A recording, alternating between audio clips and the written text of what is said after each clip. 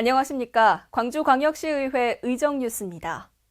광주광역시의회는 지난 6월 1일부터 6월 14일까지 제317회 제1차 정례회를 개회하고 14일간의 일정을 마무리했습니다.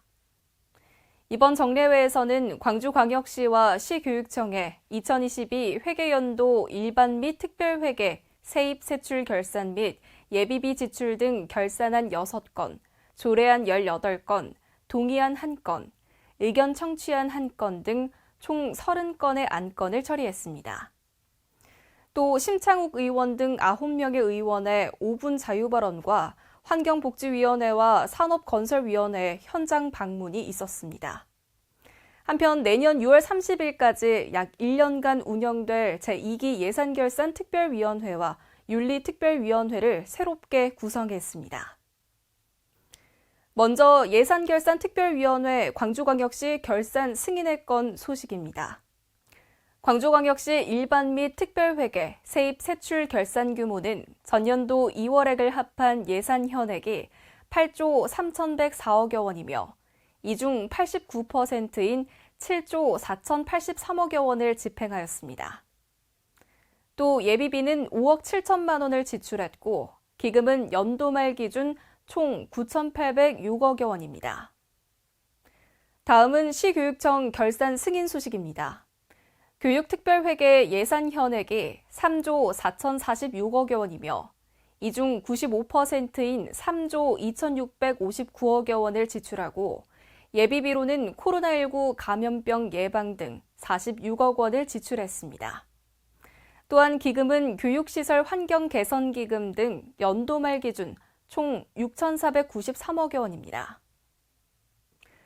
상임위별로 처리한 조례안으로는 행정자치위원회에서는 광주광역시 공무원 정원 조례 일부 개정 조례안 등 5건, 환경복지위원회에서는 광주광역시 성별 임금 격차 개선 조례안 등 5건, 교육문화위원회에서는 광주광역시 교육청 대안교육기관 지원 조례안 등 8건, 총 18건의 조례안을 의결했습니다. 또한 광주시립 초록나무 어린이집 운영 민간위탁 동의안 1건, 2025 도시재생 전략계획 변경 수립 의견 청취의 건 1건, 예산결산특별위원회, 윤리특별위원회 구성결의안 및 선임안 4건을 처리했습니다. 특별위원회 구성은 예산결산특별위원회는 정다은, 최은지, 이명노, 최지연, 안평환, 박수기, 심창욱, 이귀순, 김용임 의원이 선임되었고 윤리특별위원회는 명진, 최은지, 박미정, 서용규, 안평환, 박수기, 심창욱, 이귀순, 이명노 의원이 선임되었습니다. 한편 정무창 의장은 폐회사에서 이번 회기에서는 2022 회계연도 결산 승인과 민선 8기 출범 1년에 맞춰 핵심 현안을 효율적으로 수행할 조직 개편도 의결되었으니 집행부에서는 광주의 새로운 변화를 시민들께서 체감할 수 있도록 민선 8기 시정과제를 속도감 있게 추진하여 줄 것을 당부했습니다. 정무창 의장은 또 학동 4구역 재개발 붕괴 참사 2기 추모식을 맞아 무고한 시민의 안타까운 희생이 주는 의미를 되새기며 안전도시 광주를 만들어가는데 소홀함이 없도록 최선을 다해줄 것을 당부했습니다.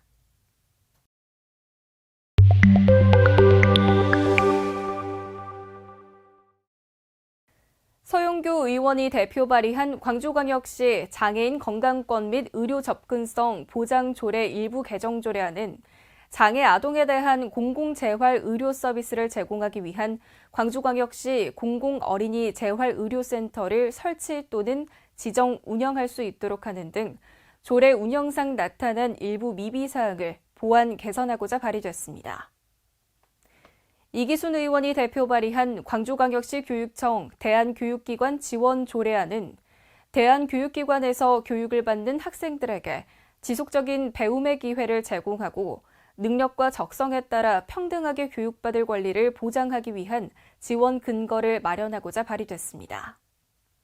이명노 의원이 대표 발의한 광주광역시 시민 여론조사 조례안은 광주광역시의 주요 시책이나 지역사회 쟁점에 대한 시민의 여론을 조사하는 데 필요한 사항을 규정함으로써 시민의 행정 참여를 도모하고 행정의 공정성, 투명성 및 신뢰성을 확보하기 위해 발의됐습니다.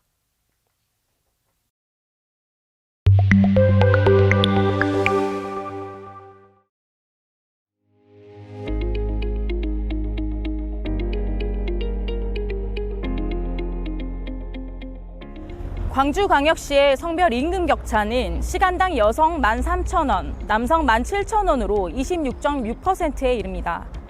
성별 임금 격차는 채용, 배치, 교육 훈련, 승진 등 고용상 모든 과정에서 발생한 성차별이 누적된 결과인데요. 성평등 일자리 기반을 구축하기 위해서는 성별 임금 격차를 개선하는 것이 최우선 과제입니다. 광주광역시 성별 임금 격차 개선 조례안은 공공기관 성별 임금 격차 개선을 위한 시책 마련 책무를 시장에게 부여하고 3년마다 성별 임금 격차 개선 계획을 수립해 시행하도록 했습니다. 또한 성별 임금 격차 개선에 기여한 공적이 탁월한 기관이나 개인에 대하여 성별 임금 격차 인센티브제를 실시할 수 있습니다. 광주광역시 공공기관의 임금 현황을 파악하고 개선 방안에 관한 사항을 규정함으로써 성별 임금 격차를 해소하고 향후 민간 부문에도 공정 임금 실현에 기여할 것으로 기대하고 있습니다.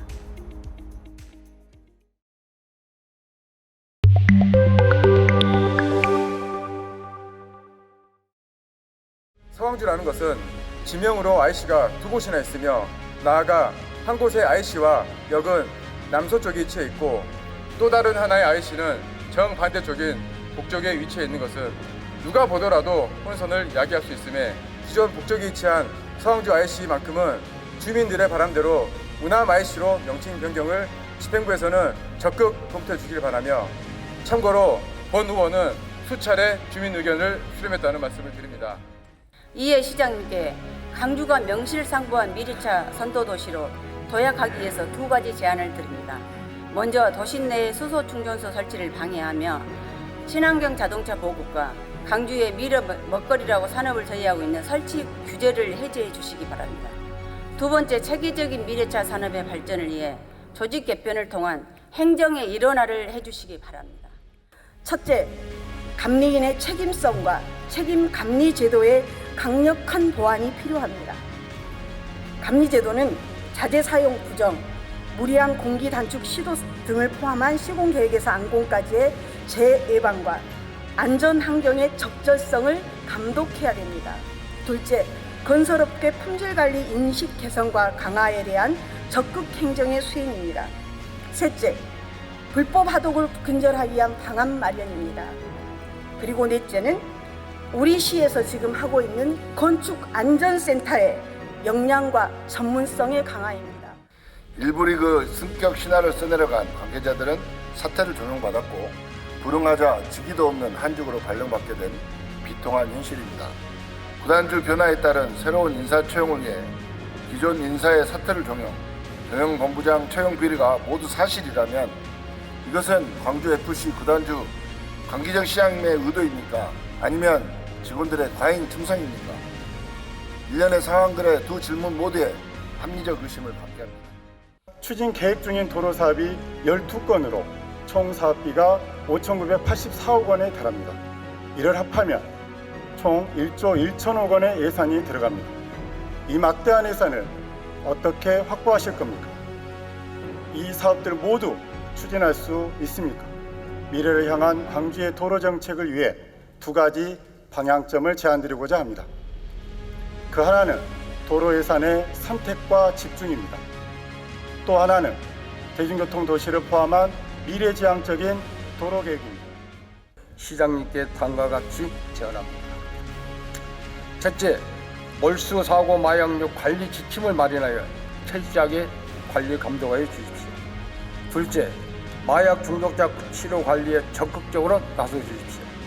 셋째, 마약 관리 행정 업무 강화를 위해 업무량을 파악하여 담당 팀이 지원될 수 있도록 노력해 주십시오.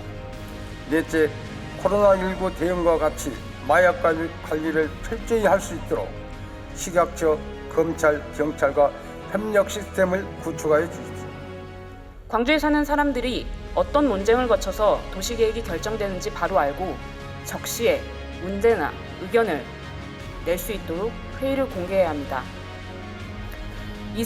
이익이나 기술적 측면을 넘어 광주의 현재와 미래를 위한 다양한 논의를 통해 도시를 계획해야 합니다. 2023년의 광주 시민들은 내 삶과 직결되는 행정의 결정이 설사 내 이익과 부합하지 않더라도 충분한 논쟁과 검증을 통해 이루어졌는지 알고 싶습니다. 일선에서 일한 한 교원은 이렇게 말합니다. 유난히 사립학교 비율이 높은 광주에서 현장 교사들에게 자존심에 큰 상처를 주고 사기를 저하시켰다고. 이제는 사학재단이 부당한 학사 운영을 요구할 때 일선 교원들이 이것을 거부할 수 있겠냐고 묻습니다.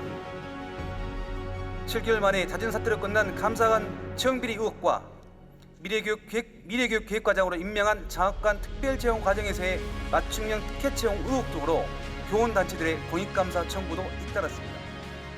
지난 11년간 시행해왔던 강제 학습 금지를 담은 정규교육 과정의 교육활동 기본계획을 폐지한 이후 일부 학부모님들이나 교육단체에서는 거꾸로 가는 광주 교육이라 지적하고 있습니다. 교육연대 발표 자료에 따르면 야간 자율학습 강제 신고 건수가 300건이 넘는다고 합니다. 자율과 선택권 확대라는 명분 속에 강제와 차별을 조장하는 교육감님의 선택은 과연 누구를 위한 광주 교육청인지 누구를 위한 광주 교육인지 의문이 듭니다.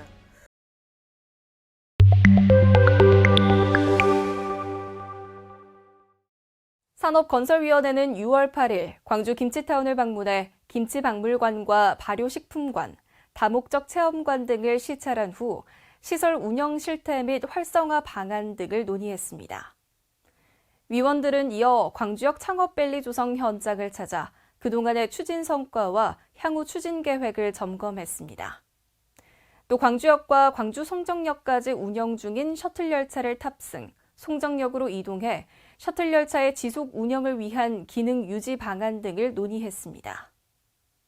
우리시의회 환경복지위원회와 전라남도의회 보건복지환경위원회로 구성된 영산강 수질 개선을 위한 광주 전남 시도의회 협의회는 지난 6월 8일 첫 번째 현장 방문 활동으로 광주 제1하수처리장을 방문해 운영 현황 등을 청취하고 친천지와 생물 반응조 등을 확인 점검했습니다.